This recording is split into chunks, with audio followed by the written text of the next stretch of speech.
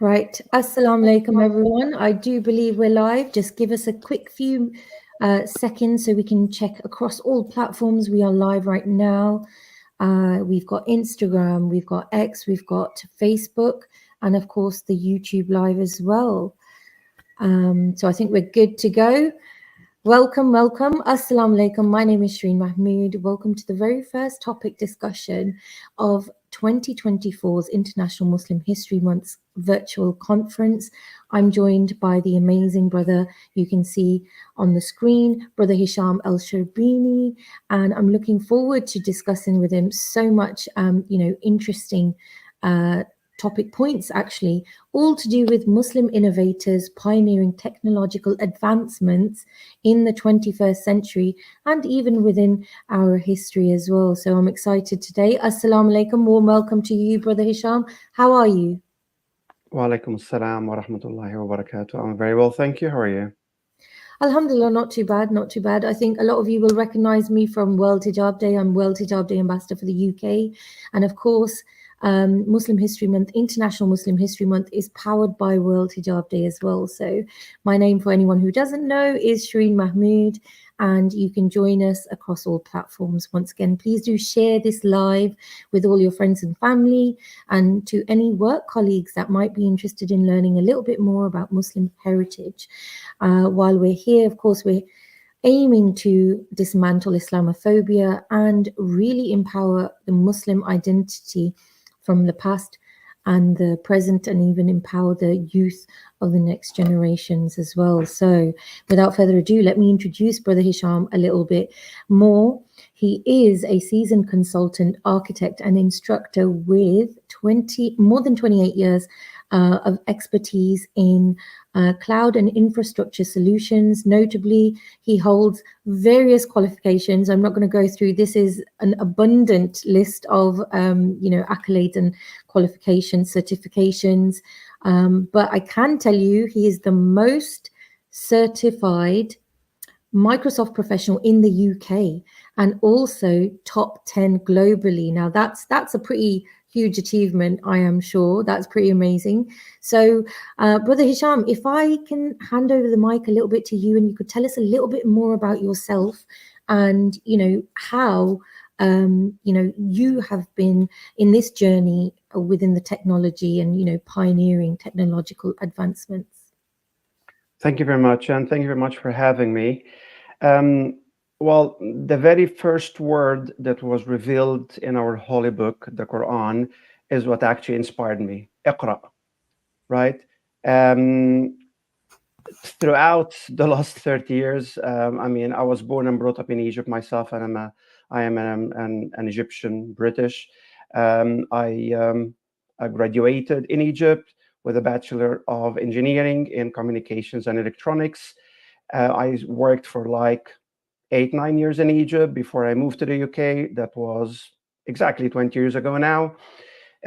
After I moved to the UK, and actually since before I moved to the UK, I started my, journey in, education, in learning, if you like, in developing, always inspired by the very first word that was received in our holy book, the Quran, which is Iqra. Since I moved to the UK, I've been providing consultancy training on Microsoft solutions mainly. And when during my time in the UK, I've also attained, if you like, or completed an MBA as well, so a Master's in Business Administration from Henley Business School, quite a reputable business school here in the UK. And then followed that with a Master in Sustainability and Responsibility as well, which all of it kind of, it feeds into my same kind of goal, if you like, or purpose, which is trying to use technology and trying to use the knowledge and the opportunities that Allah has given us to do good. So this is kind of me in a nutshell. I usually don't like to talk about myself too much.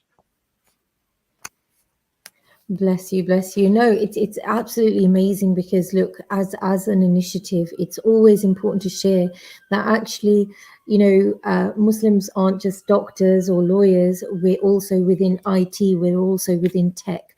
So it's great to have you on board. So thank you so much for taking the time out. Now, of course, as Muslims, there's a lot of technological advancements, innovations, things that were created in the past and, in recent current climate as well. The role of Muslim innovators in shaping technological advancements in the past or even in the 21st century, of course, is massive. Could you provide us with some examples of specific technological innovations led by Muslims, that have had significant impact on society? Absolutely, absolutely. And in my field specifically, one of my heroes, if you like, is Al-Khwarizmi. So Al-Khwarizmi, he was a mathematician, a scientist during the golden age of Islam, which lasted for around 800 to 1,000 years. And why is he one of my heroes? Because he is the one, he is considered the father of algebra. And his first book was actually called the Book of Al-Jabr. And the word algebra itself, actually originated from his book. And interestingly, algorithms and the word algorithm itself originated from his name, Al-Khwarizmi. If it wasn't for his work, his developments, we wouldn't be having this call now. We wouldn't be having the laptop or the phone or the technology that we have now, which is really quite interesting in itself. Sometimes, we have debates about Islam that are done using technology, and the actual debate itself would be using technology that if it wasn't for a Muslim mathematician like Al-Khwarizmi, that debate would not even have been done. So he's definitely one of my heroes. He's not the only one who actually developed the science, if you like, of algebra and algorithms. Some other very notable scientists and mathematicians include Omar Khayyam as well during his time, and so many more in so many areas, in physics, in chemistry, in astronomy. So many, we can spend hours talking about them. But he's definitely my kind of hero, if you like. So this is one thing, and perhaps I want to stress on the fact that during the golden age of Islam, there were tens and tens of scientists and scholars and philosophers and doctors and mathematicians who had the opportunity to develop their knowledge and their sciences. And I kind of, when I think about how and why that happened during that time, I think of the fact that it was a time of peace and time of prosperity to a very good extent, right? Perhaps in the last 100 years or in the last 200 years, we as Muslims have been continuously fighting for freedom. So things change a little bit, the actual, backdrop, if you like, of the development of technology and development of other sciences in the last 100 or 200 years have been a little bit kind of affected very much by, many of Muslim countries, whether in Africa or in the Middle East or in the Far East, have been continuously fighting, for freedom from the nations who attempted to colonize us. Yet, I still want to bring up some of the kind of late 21st century, 20th century kind of innovators. Interestingly, YouTube itself. We have, one of our of the streams you are having is on YouTube. I'm not sure if a lot of people know, but YouTube itself, one of the main founders is a Bengali American Muslim who's called Jawed Karim, and he's a software engineer, and he's actually the one who uploaded the first YouTube video himself. Wow. Obviously, that in itself is an innovation that is and has been serving billions of people with billions of hours of videos, since it was, invented up to now. So obviously something, an innovation in itself that, billions of people have been experiencing for years. So there's so many, past and present, right, of Muslim innovators. One of the other things we are talking about, just before we went live, is Launch Good as well. A phenomenal platform that promotes and have been promoting incredible causes, from around the world. Launch Good, the three, people who started this project are all Muslims, the three of them, a Muslim, trio, if you like, right? And if our audience don't know enough about Launch Good, Good have been funding thousands of projects. I think they exceeded 100 million, probably much more by now. Projects that are really kind of developing humanity and developing communities over the last few years since they developed it. So many and so much that they have done, past and present. That's amazing to hear, and interesting enough, because I do consider myself a self-proclaimed nerd. I did know about YouTube and the Bengali Muslim who's behind that. So it's absolutely amazing.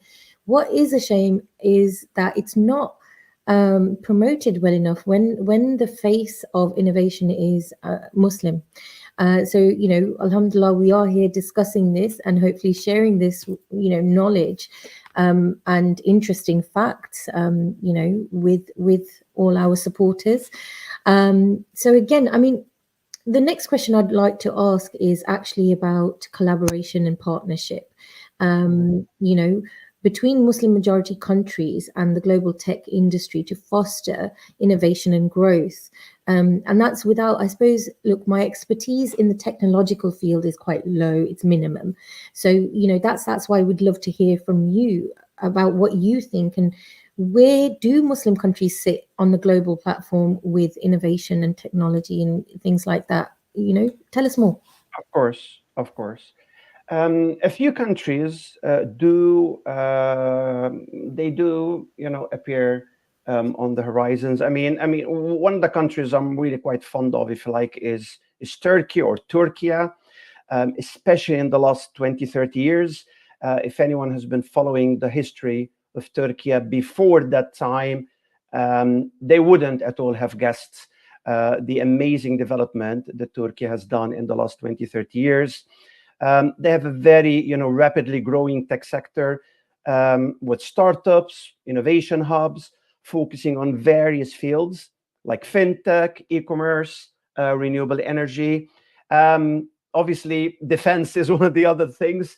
The Turkish drones are kind of known now to be, exceptionally established, and we are quite independent as well. One of the nice things about the Turkish case study is their independence in their development. So how everything has been developed locally. They rely on their own people, on their own resources, whether human or natural resources, right? And they want to develop themselves from within. So rather than relying on other countries, perhaps they want, and they have been establishing that from within. Turkey is a very great example, and I'll talk about a couple of examples, and then I'll talk about how the West and the East, if you like, can build bridges in terms of technology. Malaysia as well is definitely one of the countries and one of the success stories, especially during the time of Dr. Mahathir Mohamad, who again, developed Malaysia, tremendously, and especially in the case of technology, by the way. So a lot of industries that are related to technology, like microchips, for example, and like, the laptops, actual computers, and all of that. That has been developing massively in Malaysia. Again, I can keep going. Indonesia is another very good example. Obviously, Indonesia has a very large population, so a huge man, if you like, or human resources. They have also been growing their digital economy massively, similarly in e-commerce, fintech, and digital innovation as well, and more. Right? Subhanallah, Allah has blessed Muslim countries and Muslim people with a lot of resources and a lot of opportunities.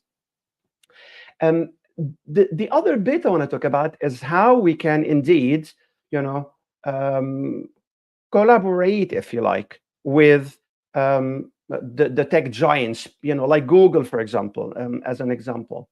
I'm not sure if you know about the partnership that was established between Google and between Souk.com. So Souk obviously is an Arabic word that means market, which is a company that was originally kind of based in the UAE, right? Now part of Amazon. Again, in itself, it was an online market and one of the really, good examples of e-commerce solutions or projects that developed in the Middle East. And then, a partnership has been established with Google as well, and that not only facilitated, cross-border trade, but also allowed Google to provide its technology expertise to help Souk expand its digital presence and reach. So that is an example of the, of a successful collaboration that can happen between the East and the West, that can happen between, tech giants and between Muslim enterprises that have been developing, whether in the Middle East, in Africa, in the Far East. So I'm looking and I'm hoping for more of that.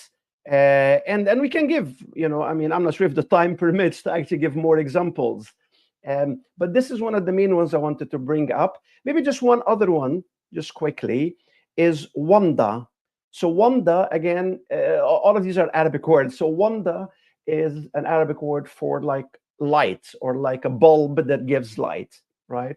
And Wanda in itself is a platform that has been developed in the MENA region, so the Middle East, the Middle and Near East region, to empower entrepreneurs, to provide them with knowledge and expertise for business operations, and to support startups in the region, right? And again, it's been establishing, cross, regions, partnerships and relationships, which again, flourished or cherished the cooperation, if you like, with tech giants and with the Western world. So many more examples we have, but maybe these are just a couple of examples to bring up.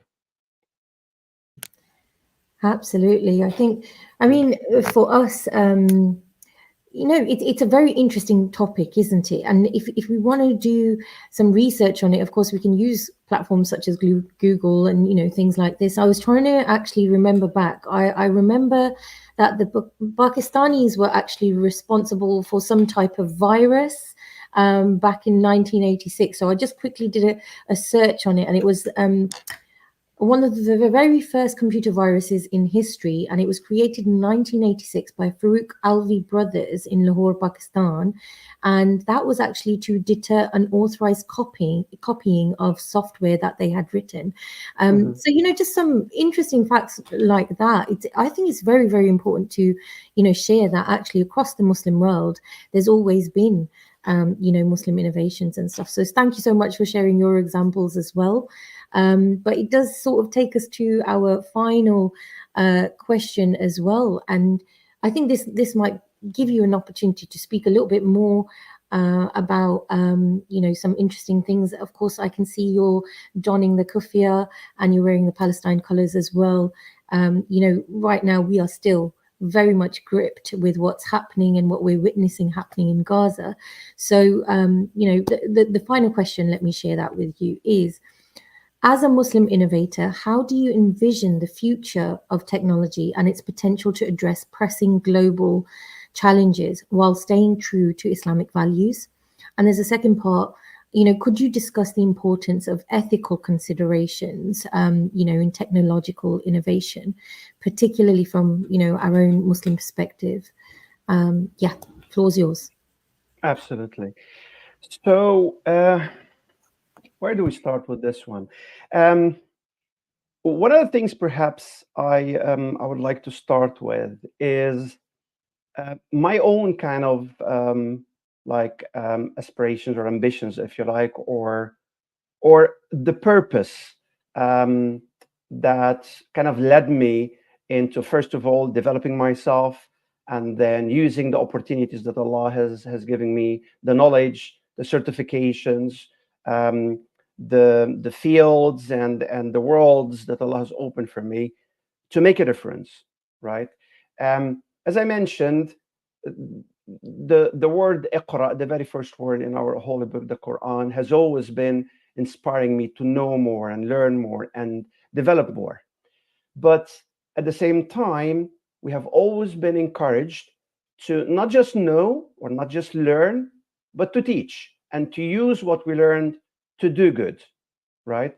And again, I mean, the dominant and the main purpose of our existence is to obviously worship Allah, and worship Allah means not just pray day and night. Of course not. I mean, worship Allah can be translated in many different ways, including predominantly following His guidance. And following His guidance involves, when He says Iqra, we learn, right? When He asks us to do good, we do, right? So one of the main things I find technology to be very good at is solving problems. I've always looked at using technology from a very young age to solve problems, to the extent that the customers I used to work with over the years, when they have a certain problem and they call me and I go to help them out, they kind of sometimes start referring to me as the doctor, right? So the doctor has arrived, he's going to solve our problems. This is how I see technology, and this is how I see how Muslims, and actually hopefully non-Muslims, would be using technology to solve our problems. And when I say solve our problems, we have a lot of them.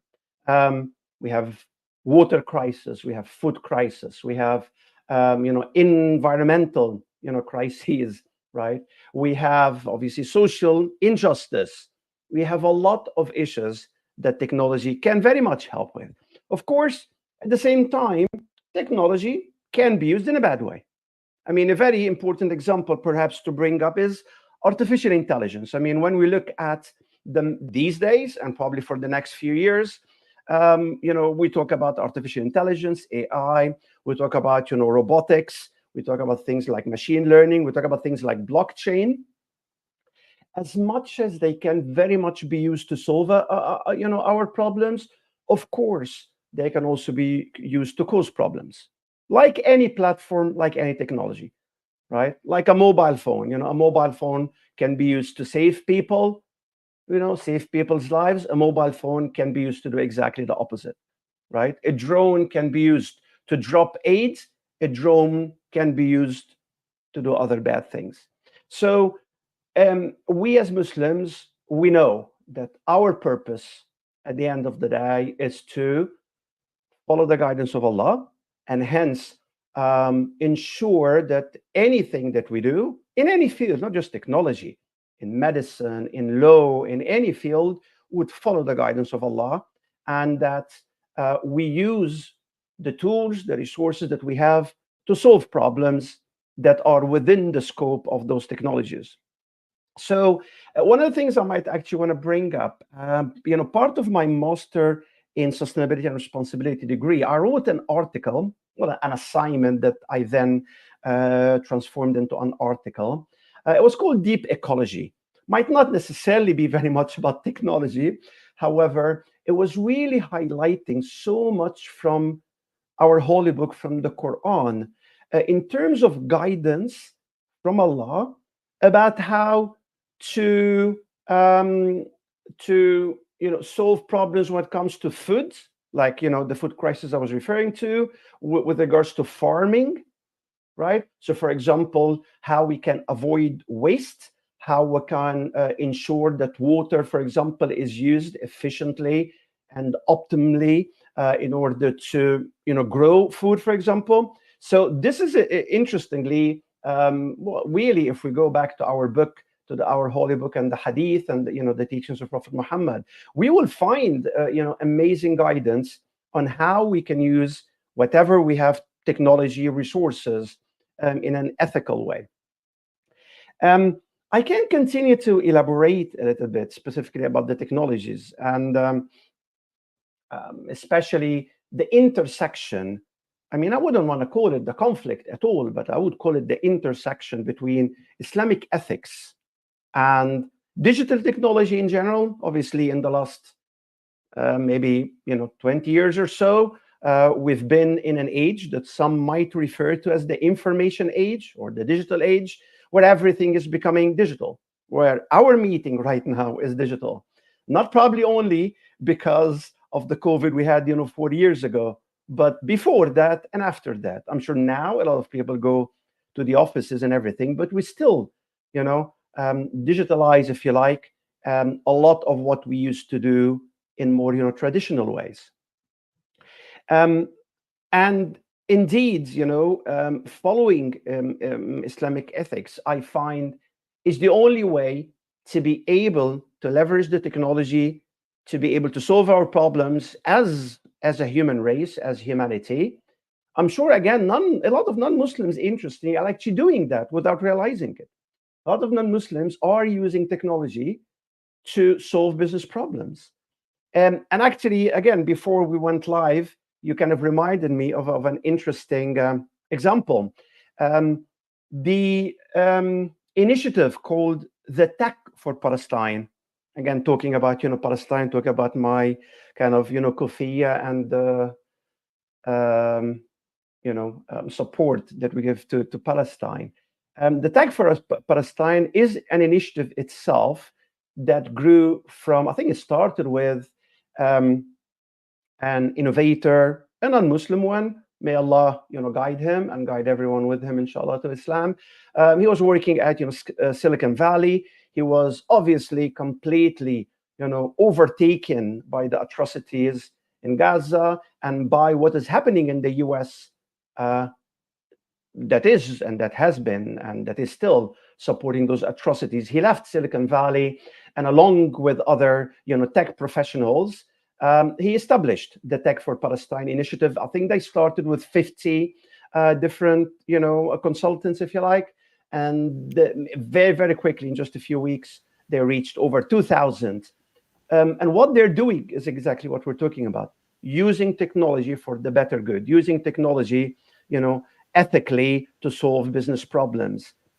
Something that Islam has always been doing, has always been advocating for, and now everyone else can see, that this is the only way forward for us to live peacefully and in prosperity and in harmony, over our planet Earth, basically. Absolutely. And you know what? I'm so glad you mentioned that specific example. And I think the powerful message for me while we're talking is, that technology can be used for good and for bad. It's all about what your intentions are.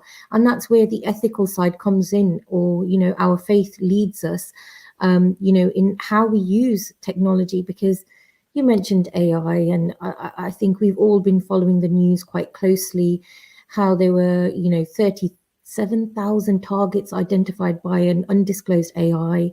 These drone things, what's happening, what we're witnessing. That's one side of it. And then, on the positive side, when it's actually the founder of Tech for Palestine is called Paul Bigger. Yes. And now actually it's a loose sort of collaboration between 5,000 organizations and individuals. And, and that's, subhanAllah, what can happen when people, wake up and want to stand up for justice, which again is a central concept to our faith. Standing up, speaking against injustices across the world. So, it's been an absolute pleasure to speak to you, about, briefly as it is. I always say, I do say to, the team that, we need longer. We need longer to discuss, these things, because it's so necessary. It's so important. And I'm glad you shared, as much as you did, as much as you could. Do you have any final words for us, for anyone who's tuned in? What advice would you have for, Muslims in our community, and not just, our age and older, but also the youth and young people? Is it something that they should be looking into, technology? Iqra. Iqra is my advice. The very first word that was revealed, Iqra. That's what I tell my kids, right? Allah doesn't choose his words randomly, without meanings or meaninglessly. The fact that he chose his very first word in the Quran to be Iqra says a lot, right? Says a lot about how he's so much encouraging us, right, to learn and to develop continuously and on and on and on, and use that knowledge in order to make life better for people, make life better for ourselves, make this world a better place. That's what I tell everyone, right? My kids, again, as a trainer myself, I taught thousands of people since my very first course in 1996 up to now. Literally yesterday, I had a course. I had like 20 people on the course yesterday. I say the same thing, okay? And that's what I tell my kids, and that's what I tell the friends of my kids when they come visit, right? Guys, the very first word Iqra means so much, right? And you should never stop learning. You should never stop developing, and you should never stop using that knowledge and development to do good. This is the worship that I believe Allah has asked us to do. Thank Absolutely. you. No, thank you so much. Honestly, it's been an amazing way to kick off, International Muslim History Month. You were the first discussion, and I was so excited for it. And you've really delivered. Actually, really interesting, very informative. And I look forward to actually following, your journey further.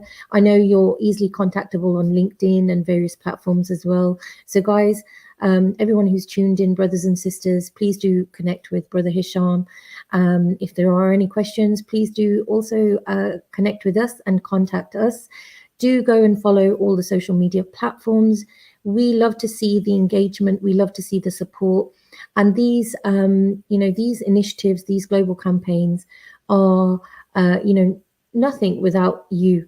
Allah subhanahu wa ta'ala has pushed forward the energies from our team members and our founder, of course, Nazma Khan. We've got Ashley. Thank you so much to Ashley, who's in the background covering tech side as well. But without, going on too long, you know how this works. Do engage, do share all the information. Let everyone know that there's a series of topic discussions that we will be doing. Next week, I can tell you we're back live on Friday. Again, same time, same place, with another discussion. And this time it's going to be Muslim women leaders shaping global politics and advocacy movements. So again, it's another imperative topic, to current climate. And we are joined by the amazing guest speaker, Dr. Emmy. So I'm looking forward to that. But do continue to support. Thank you so much. May Allah subhanahu wa ta'ala make it easy for our brothers and sisters who are in pain and suffering throughout the world, through the conflicts, through the the persecution of Muslims. May Allah subhanahu wa ta'ala give us the tawfiq and the ability and the power to alleviate some of the suffering in whatever way is possible for us, whether that's speaking against injustice, whether that's sharing information, whether that's connecting or bringing the communities together, which of course is our mission here at International Muslim History Month. We want to share and showcase, promote all the Muslim achievement throughout our history and current climate as well. So once again, a special thank you to Brother Hisham. Thank you to all who joined us, and we will leave you there with it. So God bless, and Assalamu alaikum. Alaikum salam.